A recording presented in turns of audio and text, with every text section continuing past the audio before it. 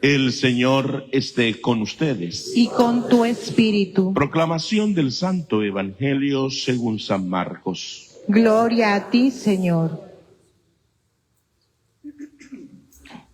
En aquel tiempo, Jesús, instruyendo al gentío, les decía: cuidado con los escribas.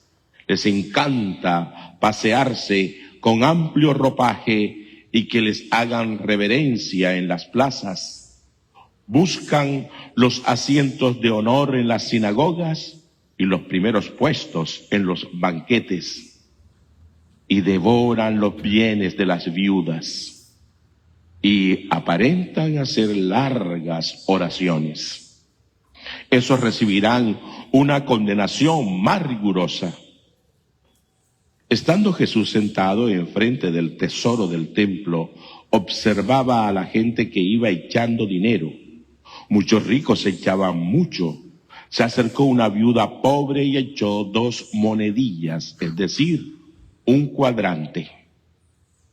Llamando a sus discípulos, les dijo: en verdad les digo que esta viuda pobre ha echado en el arca de las ofrendas más que nadie, porque los demás han echado lo que les sobra, pero esta, que pasa necesidad, ha echado todo lo que tenía para vivir. Palabra del Señor. Gloria a ti, Señor Jesús. Como siempre les recuerdo, y pidamos al Espíritu Santo que nos llene de su gracia para comprender, entender y vivir sobre todo la palabra que hoy se nos regala.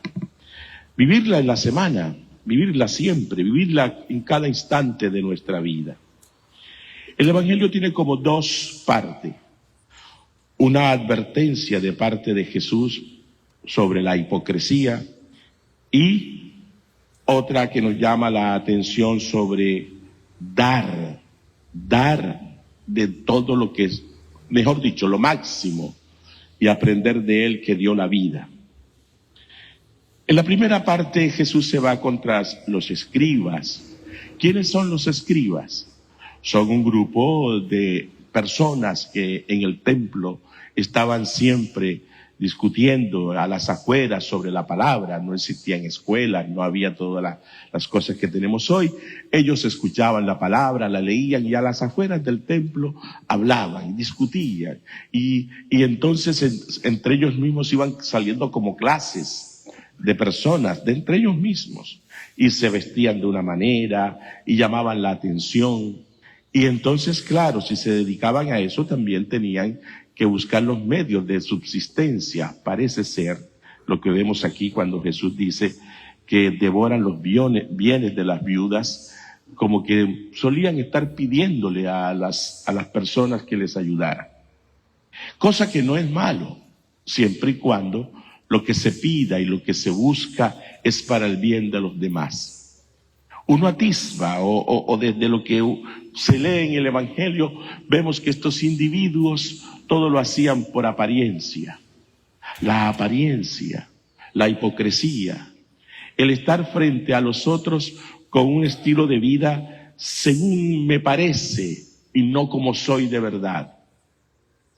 Esto es siempre reprochado por nuestro Maestro, porque Él quiere que vivamos tal como estamos, que las cosas externas sean eso, cosas externas que nos ayudan, pero no podemos poner en ellas como la fuerza, como lo verdadero.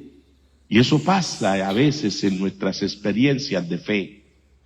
Somos muy de cosas externas, de muchas cosas externas, tratando de expresar. Miren, a mí me parece curioso eso. El bautismo está cargado de una cantidad de signos. Es una belleza, es una riqueza el bautismo de nuestra Iglesia Católica. Desde que se entra, antiguamente uno recibía al que iba a ser bautizado en la puerta del templo. Ya lo hemos quitado porque también vamos como que ahorrando, porque la prisa del mundo nos tiene también a veces a nosotros copado y se recibía, se asignaba allá, se entraba y toda una simbología y menos mal todavía existen los otros símbolos que van haciendo visible lo que uno cree, lo que internamente está sucediendo. Y uno cree que a través de esos signos se hace un poco visible.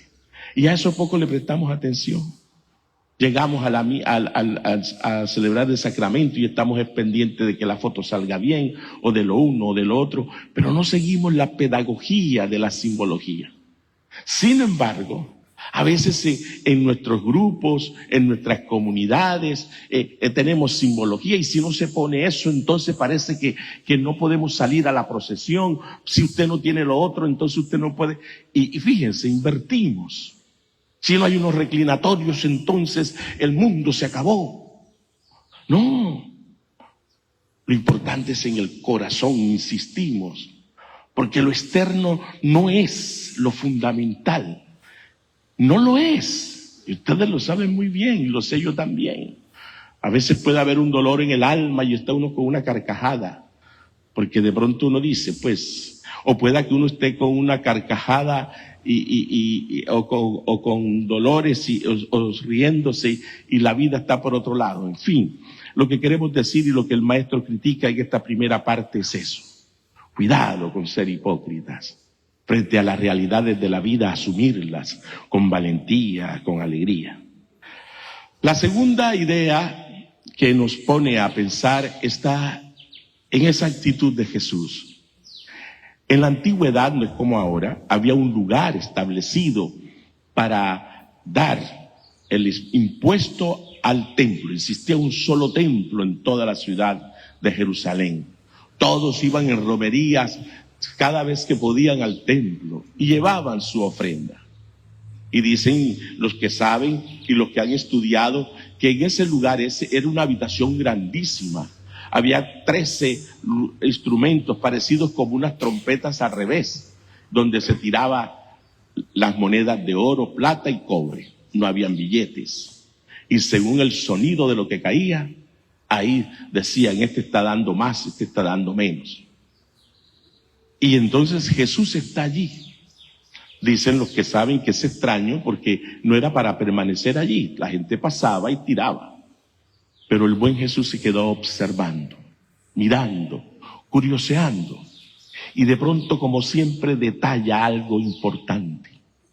Todo el mundo está dando, pero hay alguien, y lo resalta bien el Evangelio, una mujer viuda, pobre, necesitada. Enseguida ubica.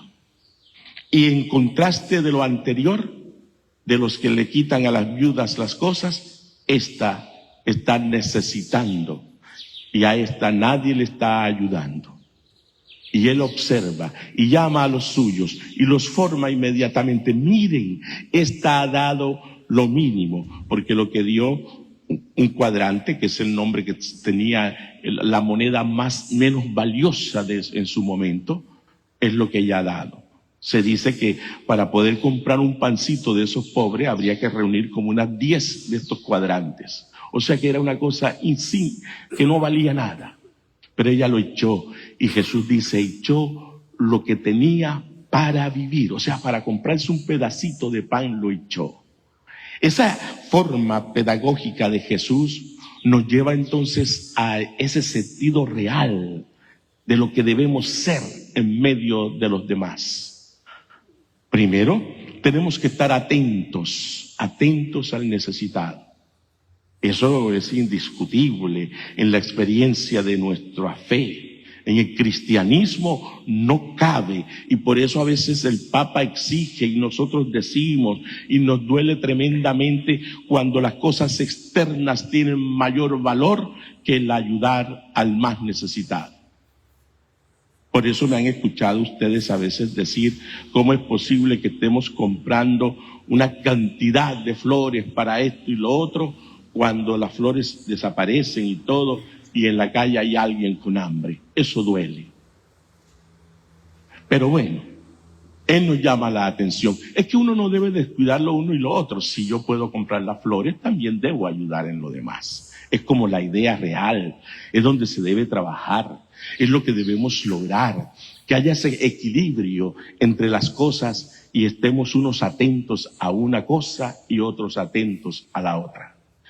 Pero no sesgarnos en un solo lado y exigir de ese solo lado. Ahí está el peligro, ahí está la llamada de atención.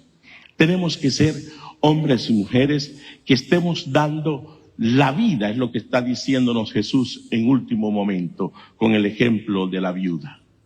Porque saliendo de este evangelio, uno continúa la narración, va Jesús camino después al Calvario, va a hacer lo que acaba de decir que hizo la viuda. Él va a dar la vida por nosotros. Nosotros también, mis queridos hermanos, en esta enseñanza de hoy, dar la vida.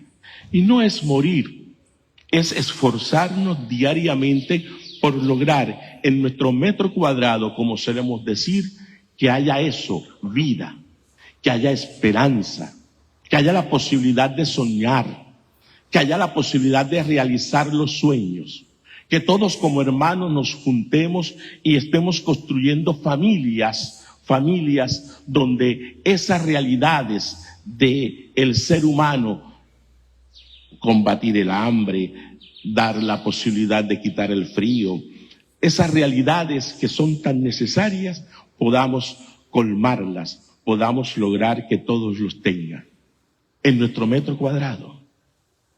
Porque a veces sí, podemos estar pensando en un lado extremo o en un lugar de misión, pero en nuestro metro cuadrado está alguien necesitando de mi ayuda, necesitando que yo le devuelva la vida, necesitando que yo lo rescate.